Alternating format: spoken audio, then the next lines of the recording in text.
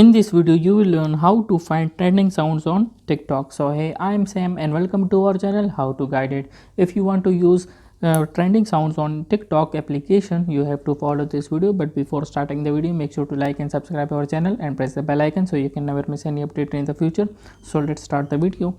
First of all, you have to open TikTok application. Now wait for it to load.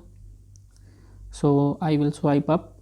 Now I will click on the search icon which is on the top right side of the page, and now I will write in this search bar trending sound which I have searched earlier.